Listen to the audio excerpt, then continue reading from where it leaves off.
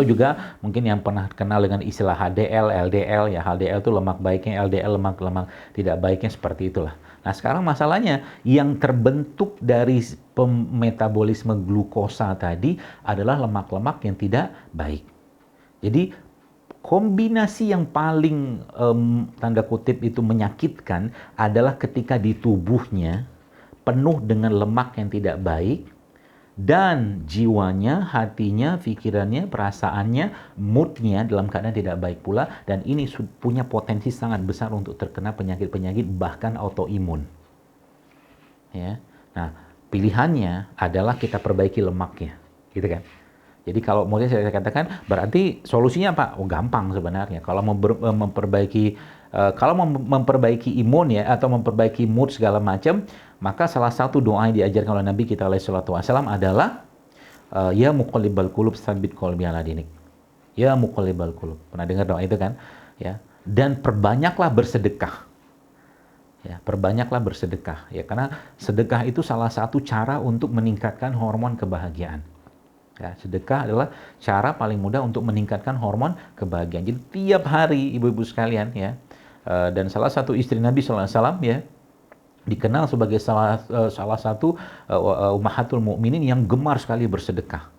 Ya, subhanallah, beliau punya usaha, dengan usaha tadi beliau bersedekah. Itu masya Allah. Jadi istri-istri Nabi itu bisa Anda jadikan figur teladan Anda untuk mengambil hikmah-hikmah sikap dan keteladanan kepribadian mereka, seperti itu. Nah, baik ibu sekalian, berarti tadi kalau kita bicara emosinya atau perasaan, ya maka kendalikan perasaan tadi.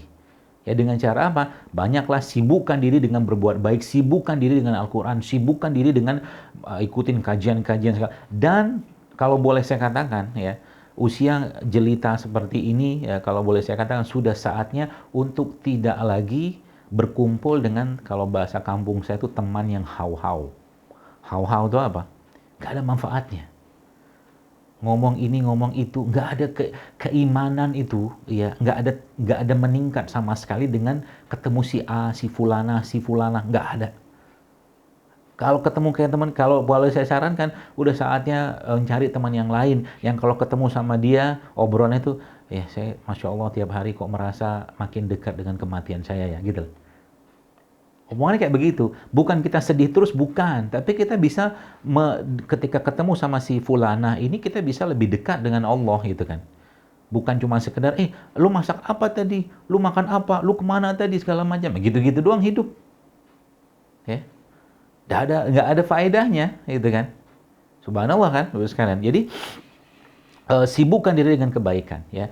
Dan salah satu cara terbaik untuk membersihkan jiwa atau hati, ya, pikiran yang bermasalah adalah dengan cara menumpahkan air mata untuk Allah.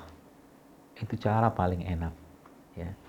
Karena apa saya katakan ibu sekalian, gen kita itu, ya, kalau boleh saya katakan, kalau Anda pernah, nanti boleh kalau sempat cari buku lah, judulnya Switch. Ya, buku ini karangan dokter Jepang namanya Kazuo Murakami, yang dia mengatakan dalam buku itu bahwa gen tubuh manusia itu bisa switch on, switch off. Jadi kalau dia bilang bisa di on kan, bisa di off kan. On kan-nya, ya, di on kan maksudnya kanker itu bisa ter-on dengan paparan-paparan emosi yang buruk. Dan menarik dalam buku itu, si dokter Kazuo ini mengatakan bahwa Masya Allah, tabarakallahnya, dikatakan bahwa ternyata gen itu bisa dimatikan, kata dia, sel kankernya dengan cara, kalau mungkin bahasa di situ, meditasi, perasaan haru biru, kata dia gitu. Dan ujung-ujungnya dalam buku itu dia katakan, ini gen, ini nggak mungkin bikinan manusia, dia bilang. Ini ada, dia bilang, the great, dia bilang, kekuatan yang agung yang mengatur gen ini, dia bilang. Itu sebabnya momen-momen terbaik Anda bersama Allah, itulah momen-momen terbaik di mana air mata Anda, air mata kita menetes karena Allah, yang itu akan membuat gen-gen yang siap, katakanlah, berubah menjadi penyakit-penyakit tadi, ter-switch off semua. Nah, gitu lah. Find that moment. Cari momen tadi. Dengan cara apa? Ya bangun malam, ya mungkin baca Quran, mungkin suami lagi kerja, Anda sibuk dengan tilawah, cari. Kalau bisa cari momen-momen, apalagi kayak sekarang kan banyak kemudahan kita baca Al-Quran ya. Ibu-ibu bisa beli tuh Al-Quran yang gede, nanti pakai partitur, jadi sholat-sholat sunnah Anda itu bisa membaca Quran. Sholat sunnah boleh, nggak masalah. Jadi akhirnya Anda dapatkan vibrasi dari itu. Dan menariknya lagi, ternyata obatnya emosi tadi adalah dengan cara kita dekat dengan Al-Quran. Dan memang udah janji Allah di situ. Wa nunazzilu minal Qur'an ma huwa syifa rahmatul lil mu'minin, kata Allah. Dan kami turunkan Al-Quran ini sebagai syifa, sebagai penawar, sebagai penyembuh dan rahmat bagi orang-orang yang beriman. Subhanallah kan? Kayak sekarang, kalau yang sudah jelita kayak begini, ini kalau boleh saya nasihatin, dan kalau sudah alhamdulillah ya, sudah wajib hukumnya, tanda kutip, sudah wajib hukumnya Anda satu hari itu tidak terlewatkan Quran minimal 1 juz. Kalau saya saran, 1 juz itu udah angka wajib, nggak boleh kurang gitu kan. 1 juz mah gampang sebenarnya, kalau kita pecah-pecah dengan 5 sholat waktu sebenarnya sudah dapat itu.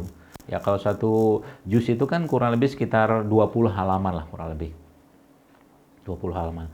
Berarti 20 dibagi 5. 20 dibagi 5 dapat berapa itu? Ya 4 halaman, udah dapat gitu kan. 4 halaman tiap sholat sudah selesai 1 juz. Masya Allah kan? Jadi mudah Ibu sekalian itu. Dan itu cara yang paling mudah untuk mengaktifkan atau meng-off-kan gen yang rusak, ya, atau men-off-kan gen yang mau berubah menjadi penyakit-penyakit berat, dan meng-on-kan sel-sel yang sehat. Nah gitulah bahasanya.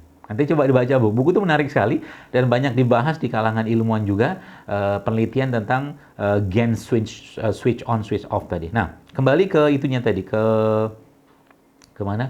Ke pembahasan tentang lemaknya tadi. Oke kan? Nah, lemak tadi ya saya katakan bisa kita berantas dengan cara apa? Ya, bisa kita berantas dengan cara diambil sebagai bahan bakar, which is itu kita lakukan dengan cara berpuasa, tidur yang benar, dan dapatkan sinar matahari yang cukup untuk badan Anda.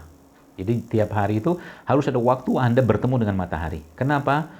Matahari adalah tanda kebesaran Allah yang sebenarnya di situ, ya. Ketika matahari itu terbit, maka terjadi perubahan sistem hormon dalam tubuh kita. Ketika matahari terbit, sistem yang bekerja sistem saraf simpatik, ya. Sistem saraf yang sifatnya meningkatkan denyut jantung, ya seperti itu, tarikan nafas, ya itu sistem saraf simpatik. Dan kalau dia tenggelam, maka tubuh akan masuk ke fase rileks, ya disebut dengan parasimpatik. Mata kita harus lihat matahari. Ya, kalau Anda yang sudah rutin berolahraga, dan olahraga pada usia-usia kayak sekarang ini sebenarnya tidak perlu berat-berat, ya. Anda cukup jalan setengah jam sehari sudah cukup sebenarnya. Kalau rumah dari rumah Anda ke masjid mungkin dekat, ya itu sudah sangat bagus untuk Anda kerjakan tiap hari. Tidak perlu katakanlah latihan-latihan yang berat. Kecuali kalau mau, ya, kecuali ada weight training, itu mungkin bisa Anda jadikan salah satu pilihan. Weight training itu sebenarnya bukan kita pakai barbel, tapi menggunakan beban tubuh, ya. Nah, beban tubuh seperti ya push up, squat, nah itu kan beban tubuh tuh, ya. Dan bukan yoga. Bukan yoga. Saya sangat tidak menganjurkan yoga, karena memang yoga itu ya terlepas memang yang diambil gerakan olahraga saya, tapi yoga itu sendiri itu bagian dari agama Hindu. Jadi kita nggak usah ambil itu.